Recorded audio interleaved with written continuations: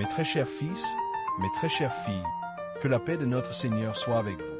Je suis votre humble serviteur, le pape Léon XIV, et je vous accueille ici, dans le silence sacré de ce moment partagé. Avant de plonger ensemble dans les profondeurs de l'âme, je vous prie d'un simple geste d'amour. Appuyez sur ce bouton j'aime. Et si ce n'est déjà fait, abonnez-vous à notre canal. Chaque clic est une lumière, un écho de votre présence qui aide cette petite flamme à briller plus fort pour ceux qui cherchent la consolation.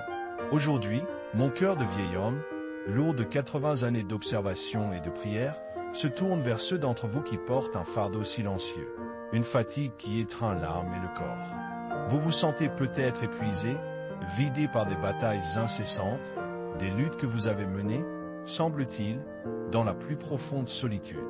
Ah, mes enfants, combien de fois ai-je vu cette lassitude dans les yeux de mes ouailles, cette impression d'être un arbre solitaire au milieu d'une plaine balayée par le vent, ses branches nues secouées par chaque tempête. Vous vous battez avec courage, oui, avec une force admirable, mais cette force s'amenuise, car vous croyez être sans soutien, sans répit. Imaginez, mes fils, mes filles, un grand chêne, ancien et majestueux. En surface, nous voyons son tronc robuste, ses branches étendues, son feuillage vert qui danse sous le soleil. Il semble défier les intempéries avec une fière indépendance. Mais sa véritable force, celle qui lui permet de tenir bon face aux ouragans les plus violents, n'est pas visible à l'œil nu. Elle se trouve profondément ancrée dans la terre, dans un réseau complexe et invisible de racines. Ces racines s'étendent, s'entrelacent, s'enfoncent toujours plus bas, puisant sans cesse la nourriture et l'eau dont l'arbre a besoin pour survivre, pour croître, pour guérir de ses blessures. Elle le lie au sol, le stabilise, le nourrisse. Eh bien, mes enfants, vous êtes cet arbre, et vous n'êtes jamais seuls. Ce que vous percevez comme votre solitude est souvent une invitation, une douce poussée de la Providence pour que vous enfonciez vos propres racines plus profondément. Pas dans la terre, non, mais dans le sol fertile de la foi, dans l'amour inconditionnel de Dieu. Il est la source d'eau vive, le roc inébranlable où vos racines peuvent s'ancrer et trouver une force insoupçonnée. Les batailles que vous menez ne sont jamais les vôtres seulement. Il y a toujours une puissance divine, un support invisible qui vous porte. Il ne s'agit pas de lâcher prise et de ne rien faire, non. Il s'agit de reconnaître que votre force vient d'ailleurs, d'une source intarissable. Elle est là, toujours présente, même quand le vent hurle et que le ciel est sombre. Vous n'êtes pas abandonné à vos propres ressources limitées. Dieu est votre terreau, votre soutien, votre source. Il vous donne la résilience du chêne. Ne confondez pas la solitude du corps avec l'isolement de l'âme. Le corps peut être seul, oui, mais l'âme, jamais, si elle reste connectée à son Créateur. Laissez cette vérité s'enraciner en vous, comme la graine d'une espérance nouvelle. Mes chers enfants, cette mission que nous partageons, celle de semer la parole d'espérance et de réconfort à travers le monde, est soutenue par la générosité de cœur pur. Si ces paroles ont touché votre âme, si elles ont apporté un souffle de paix à votre esprit, je vous invite humblement à considérer un geste de soutien. La fonction Super Thanks, ou Vale de mai, dans certaines régions, est un moyen simple et direct d'aider ce ministère à continuer.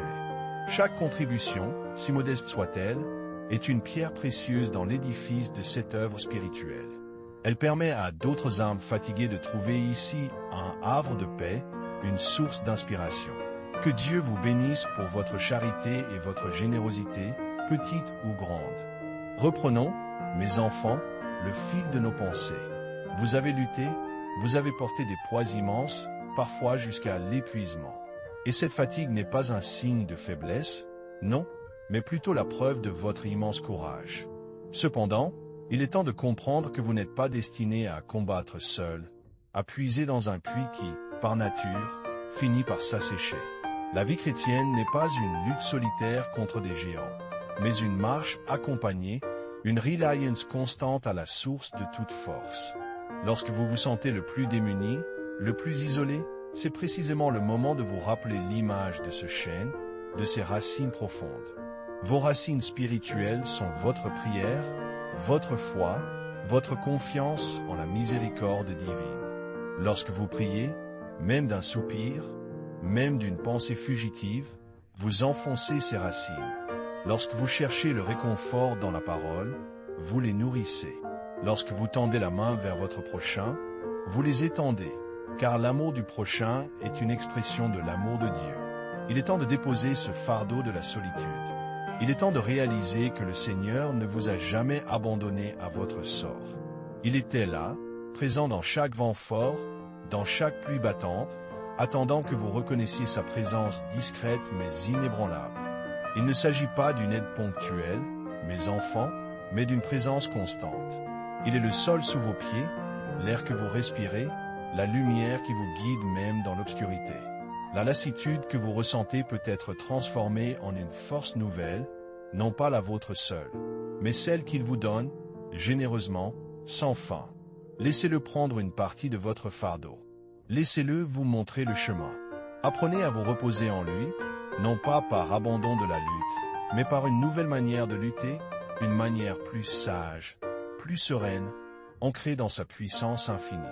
Votre force n'est pas dans votre indépendance, mais dans votre dépendance aimante envers celui qui vous a créé et qui vous aime plus que vous ne pouvez l'imaginer. Que cette vérité illumine votre chemin, mes chers enfants.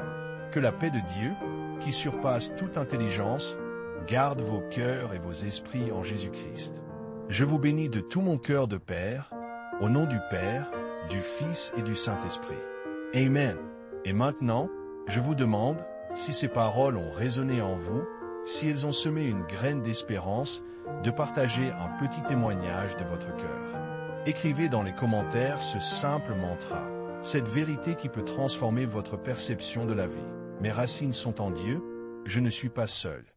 Laissez ces mots être un engagement, une déclaration de foi pour vous et pour tous ceux qui les liront. Que Dieu vous garde, mes chers fils et filles.